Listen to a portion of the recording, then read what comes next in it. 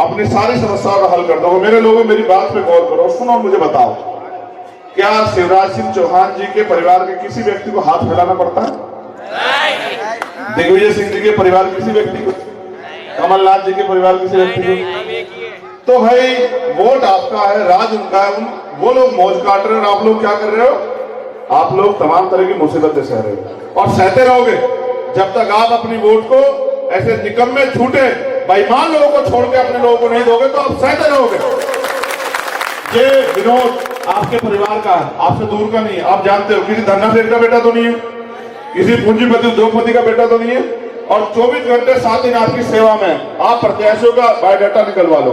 अगर विनोद से बेहतर मिल जाए तो मैं जवाब देके कह रहा हूं आपको कि मत देना विनोद को वोट। और अगर विनोद से सारे विनोद से 50 मिले तो फिर सारी वोट इसको देना कि ये आगे बढ़ जाए। और समझते हो सत्ता में क्या होता है? अगर विनोद विधानसभा चला गया, अभी मैं आया धूल फाटता हुआ, ये सर पे इसलिए बांधा कि वो धूल मिट्टी अभी आंखों में भी घुस गई, पानी चल रहा है। कब बदलोगे अपनी जिंदगी और कौन बदलेगा तुम्हारी जिंदगी? तुमसे मतलब ही किसे? तुम सड़क पे मर के पड़ जाओ, बराबर वाला में जो पैसे वाला व्यक्ति बराबर से गाड़ी लेके निकल जाएगा, देखेगा नहीं तुम्हारी तरफ। नहीं है वो तजुर्बा तो 2-4 दिन में देखना है सड़क पर जाओ। कितने लोग मरे पड़े रहते, देखता है कौन लड़के? नहीं देखता ना। क्यों नहीं देखता? क्या इंसान में कीमत नहीं है? नहीं है कीमत, लेकिन वहां सड़कों पे गरीब लोग मरते हैं।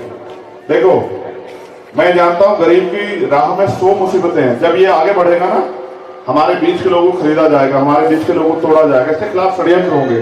कहीं मुझे काले झंडे दिखाए जाएंगे, इसको काले झंडे दिखाए जाएंगे। आज कह रहा हूं, सुन लेना, हमारे लोगों को हमारे सामने खड़ा है। उनका अंतिम लक्ष्य क्या है? जैसे अंग्रेजों ने कहा नारा दिया, फूट डालो राज करो, वो फूट डालते हैं, राज करते हैं। हमारे लोग नहीं समझते, अपने निजी स्वार्थों पे दुश्मन के पाले में खड़े हो जाते हैं। और दुश्मन के पाले में खड़े, आप बताओ दुश्मन आपकी समस्या को हल करेगा? अगर हमें शादी करनी हो अपने बच्चे की तो पैसे उधार लेने पड़ेंगे, अपने बच्चे को पढ़ाना हो तो कर्ज लेना पड़ेगा, अगर हमें घर बनाना हो तो कर्ज लेना पड़ेगा। और ये है आजादी में हमारी वो। देखो आजाद हो गए थे 15 अगस्त को, लेकिन आजादी असली तब आएगी जब आपके हाथ में राजनीतिक शक्ति आएगी। और राजनीतिक शक्ति तब आएगी जब आप अपनी वोट को बहुत जिम्मेदारी से दोगे। माननीय काशीराम साहब कहा करते थे कि वोट ऐसी शक्ति है जो करोड़ों रुपए से भी महंगी, इसको बेचना नहीं है मेरे लोगों। वोट का अधिकार गुलामी से मुक्ति के लिए मिला है, वोट का अधिकार बिकने के लिए नहीं मिला। मैं आपसे कह रहा हूं नौजवानों, ये धन्ना सेठ आएंगे पैसे लेके जेब में और आपकी तरफ करेंगे। क्यों करेंगे पता है? आपको खरीदने के लिए। मगर कभी जब आप पे मुसीबत पड़ी कोई धन्ना सेठ आया तेरे पेट में रोटी, तू रोटी भर ले ले, आया?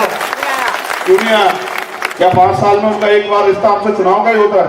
और ये जो घोषणाएं करती है सरकारें, ये घोषणाएं कहां से लाते हो पैसे? वो जनता के तो पैसा जो टैक्स देते हो तुम लोग। मैं तो बार-बार समझा, मुझे सुना करो, मैं कहीं भी बोलूं देश के किसी कोने में सुना करो, तुम्हारी बात करता हूं। आप जो टैक्स इकट्ठा करते हो लाला जी से पूछ लो, दुकान वालों से बता देंगे।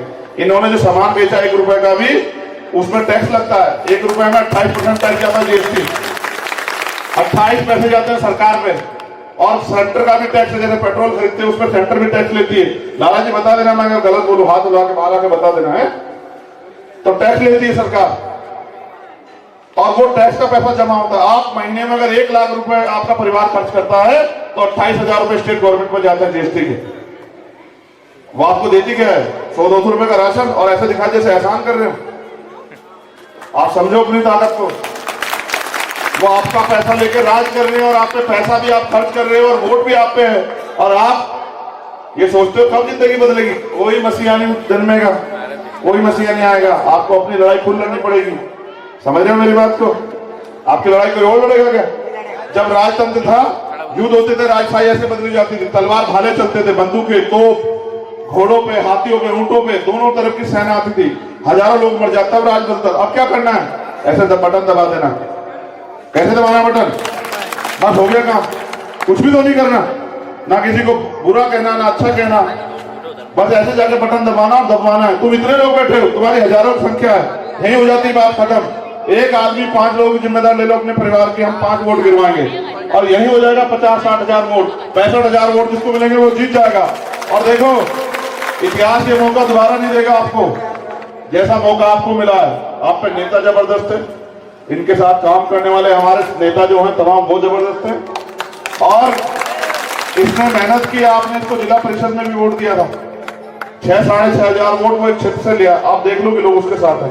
और अगर आपने वो अपनी वोट को अपने भविष्य का फैसला करने के लिए इसको दे दिया, फिर क्या होगा? जब आपके बीच का व्यक्ति विधायक होगा, एक विधायक थोड़ा बनेगा, आप जितने लोग यहाँ बैठे सब विधायक होंगे। और जो अधिकारी कर्मचारी जिनके दफ्तरों में भी आप लाइन लगाते हो अपने काम के लिए, वो अधिकारी कर्मचारी तुम्हारे घर के बाहर खड़े होंगे। बताइए नेताजी कोई काम है क्या? समझ रहे हो? ये राजनीतिक शक्ति है। आज कल तक जो लोग हमें लाठियां मारते थे पुलिस के लोग, आज वो हमारी सुरक्षा में लगते हैं। ये राजनीतिक शक्ति है भाई, समझते हो? जब राज आपके पास होगा तो यहाँ का एसएसपी आपके गेट पे खड़ा होगा, पूछेगा विधायक जी आज का क्या प्रोग्राम है, कहाँ जाओगे? तो ये कहेगा कि भाई सुनो, कौन सा जाओगे? कनाडिया जाऊंगा, कनाडिया के लोगों की समस्या सुननी है, मुख्यमंत्री सुनेगा। और कहेगा भाई सुनो जिलाधिकारी आप भी आ जाना, वहां बहुत कंप्लेन आ रही है, चलो मैं देखूंगा जाके विधानसभा में, कहूंगा तुम लोग बहुत अच्छा काम नहीं कर रहे हो, तुम लोग हटो हमारे क्षेत्र, तुम्हारी जरूरत नहीं, तो ठीक हो जाएगा एकदम से। एक फोन जाएगा, सुनो तुमने हमारे बच्चों की मोटरसाइकिल रोक ली, वहां क्यों रोकी? कि साहब इन पर लाइसेंस नहीं था। ठीक है तो बनवा लेंगे, लेकिन ये चोर बाजारी मत करो, जेब में पैसे वाले, हटो छोड़ो, तो एकदम छोड़ देगा। समझे? नहीं छोड़ेगा, तुम्हारा नेता क्या करेगा? भाई आ जाएगा, हमारे लोगों को पकड़ते, अमीरों को पकड़ते नहीं, हमारे लोगों को पकड़ते। ये पकड़ा पकड़ाई बंद कर दो, तनख्वाह पे जिंदा रहो, ठीक हो जाएगा सब। इसलिए आपसे कह रहा हूं, मौका बार बार नहीं मिलता। मैं तो देखो, मैंने आज इनको दिखाई, मुझे जहां गोली लगी थी मैंने इनको दिखाई, मुझे वो सीबीआई से रोक पाए, ईडी से रोक पाए, इनकम टैक्स से नहीं रोक पाए, झूठे मुकदमे जेल से रोक पाए। आपके यहाँ का कोई नेता ऐसा नहीं होगा जिसने मुझसे जेल काटी हो, चाहे वो मंत्री रह लिया हो, चाहे वो मुख्यमंत्री रह लिया, कोई नहीं होगा ऐसा। और जब मैं उनसे नहीं रुका तो उन्होंने मुझे गोली मार दी, और मैं गोली से भी नहीं मरा। कैसे मर सकता हूं? तुम्हारा खून कहां मर रहा हूं? अब मुझे आपसे शक्ति चाहिए कि और किसी चंद्रशेखर को गोली ना लगे, और किसी चंद्रशेखर को मटकी छूने पर ना मारा जाए, और किसी चंद्रशेखर को मजदूरी मांगने पे मार के ना लटकाया जाए, किसी को घोड़ी में बैठने से ना रोका जाए, किसी की मूंछें ना काटी जाए। और सबसे बड़ी बात, आपके लिए रोजगार की व्यवस्था कौन करेगा? आज तक की है क्या सरकार ने? मैं लिख के देता हूं, इसके पीछे इसका भाई भी खड़ा है। 6 महीने में यहाँ जो है ना बढ़िया फैक्ट्रियां लगवा के आपको रोजगार देंगे, आपको यहाँ से बाहर नहीं जाने देंगे। याद रखना मेरी बात को, विधानसभा प्रोजेक्ट बनवा के लाएंगे, 2-3 बड़ी कंपनियां लगवाएंगे, बहुत जमीन पड़ी है यहाँ, मैं देखता आया हूँ। और कम से कम 30,000 बच्चों को रोजगार देंगे। कि हम बेवकूफ हैं? हम लोकतंत्र में सत्य जानते हैं। हमारी माओ बहनों को घर पे देंगे रोजगार। क्या देते? 12,500 रुपए, 12,500 रुपए का रोजगार देंगे कुटीर उद्योग लगवा के। क्या हम जानते नहीं है? हमने सरकारें देखी, हमें नहीं पता। सुनो।